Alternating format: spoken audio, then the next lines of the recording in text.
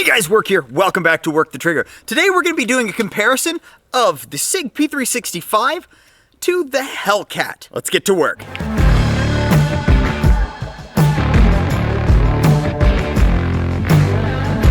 In 2018, Sig rattled the subcompact world with the release of this guy. This is the P365. This is a micro compact, so it's smaller than most subcompact guns, with 10 rounds in the magazine, which was groundbreaking for its time. You couldn't find another gun in this size segment with more than about 8 rounds in the shield, and the shield is larger than this gun.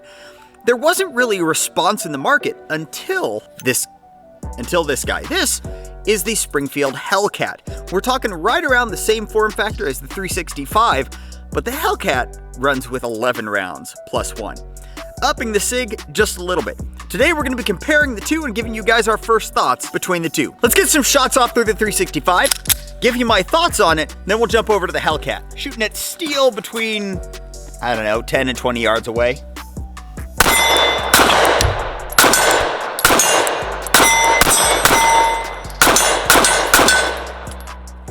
So the 365 is a little bit crazy in its world. For a subcompact gun, it actually shoots exceptionally well. It is snappy because it's a 9mm in a very small frame, but it's got a little bit longer of a grip, which allows you with the extended grip here to get, well, my tiny child hands, I can actually get a full grip on this thing. The grip itself is rather narrow compared to the majority of other polymer guns that you're looking at, which might be difficult for people with larger hands, perfect for people like me with smaller hands. The sights are a 3-dot setup. The dots are a blacked out rear and high-vis front with a green high-vis. We got tritium vials in both sights, giving you a night sight setup of a 3-dot variety.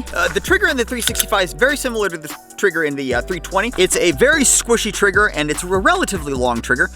We've got about a 1/2 inch of take up, got a lot of creep, and then kind of a spongy break. It's a little bit weird of a trigger to get used to, but once you get used to it, you can run it pretty well. I'll post down here what the actual trigger pull weight is. I don't remember. My calibrated finger tells me about 5.5 pounds, maybe. We're gonna go with that, 5.5 pounds. But it all comes together in a very controllable little gun. This thing, for me, I would rather shoot this than the majority of actual subcompact guns like a Glock 26. I can actually get a fuller grip on this than I can a 26. Okay, next up, let's talk the competition, the Springfield Hellcat. So let's take some shots with the Hellcat, then we'll get around to that. Now the Hellcat comes with 2 magazines. It comes with a 13-round extended mag and an 11-round flush fit. Let's go ahead and go with the flush fit first. It does have a pinky extension at the bottom, and similar to the 365, that pinky extension gives me a full firing grip on the gun. It is a little bit closer to a full firing grip without it than the 365 is, but we're talking maybe 1/8 of an inch difference between the two. It'd help if I seated the mag. All right, now this gun is brand new, so stand with me for a little bit. And again, targets between like 10 to 20 yards. 10 to 15 yards, we'll go with that.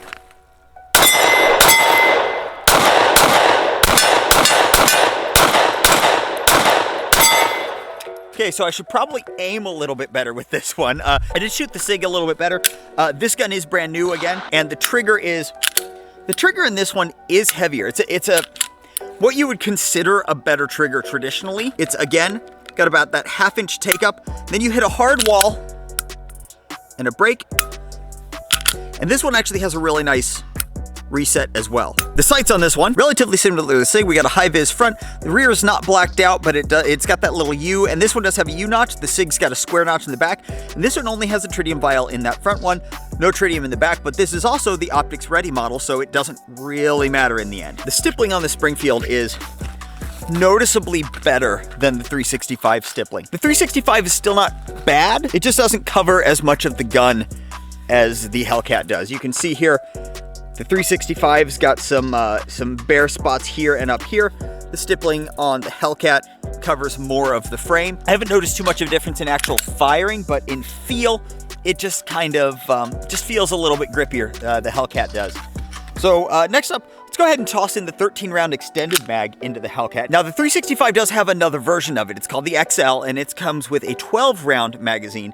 And that 12-round magazine is, again, almost identical to the Hellcat in size, but the Hellcat with its 13 extended magazine. Now with the 365 XL, you do get a little bit extra barrel length, but again, since this is an optics-ready gun, not too concerned about that. You gain a little bit of velocity, but it's not really enough velocity, and the majority of companies now have self-defense ammo that's designed more for a shorter barrel system, making it really a non-issue. So let's take some more shots with the Hellcat, and then we'll get back to the Sig.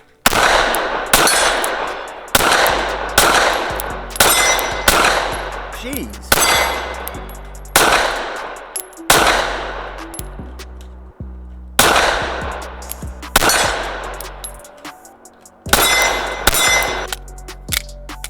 Okay, it did not lock back, but again, brand new pistol.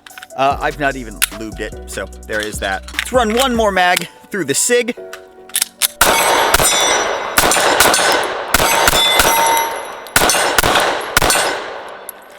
So in doing this, I did find out that the Hellcat sights are off a little bit. It's shooting about 6 inches left at about 7 yards.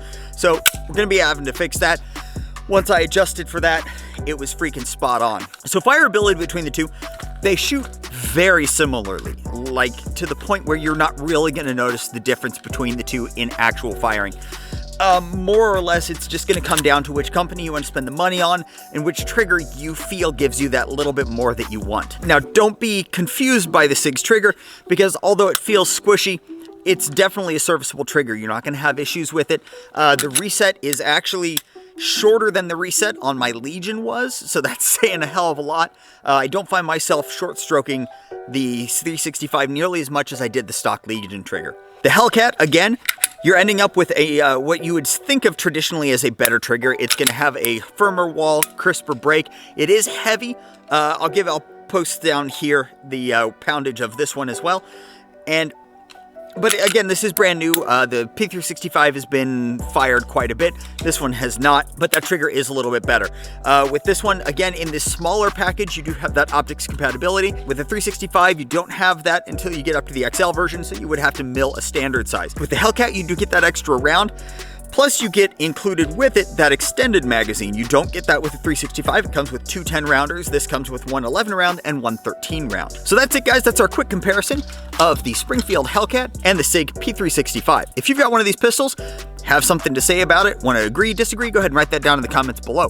Thanks for watching, guys. If you liked the video, go ahead and like and subscribe down below. Head on over to our website. That's workthetrigger.com if you want to check out some of our affiliate links. Thanks, guys. Until next time, work hard. Okay, I think this is the last one like this. So do your research, get informed, and get to work.